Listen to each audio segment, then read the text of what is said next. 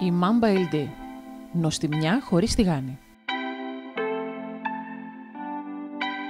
8 μελιτζάνες τσακώνικες, 4-5 σκελίδες σκόρδο, 2 ώριμες ντομάτες, ένα μεγάλο ξερό κρεμμύδι, 4-5 φρέσκα κρεμμυδάκια, μισό ματσάκι μαϊντανό, λίγα φύλλα δυόσμου, μία κουταλιά του γλυκού ζάχαρη, 200 ml ελαιόλαδο. Σε μία μεγάλη κατσαρόλα βάζουμε νερό και το αφήνουμε να πάρει βράση.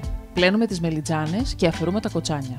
Αφαιρούμε μία λωρίδα από μία πλευρά της μελιτζάνας. Κάνουμε μία βαθιά χαρακιά κατά μήκος. Ρίχνουμε μία κουταλιά της σούπας σαλάτι. Ρίχνουμε μέσα τις μελιτζάνες.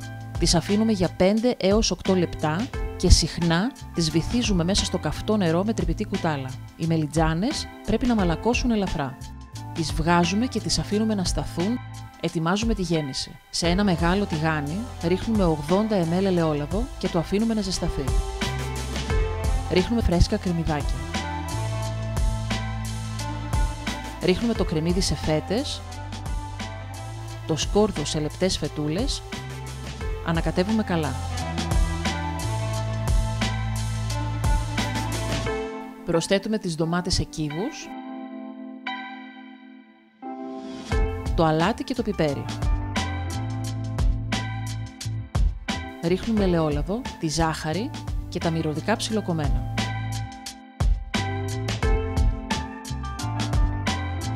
Ανακατεύουμε καλά και αφήνουμε 2-3 λεπτά να μαγειρευτούν. Αποσύρουμε από τη φωτιά. Αραδιάζουμε τις μελιτζάνες. Βάζουμε τα δάχτυλα στη σχισμή που έχουμε χαράξει και τα ανοίγουμε ώστε να σχηματιστεί μια βαρκούλα.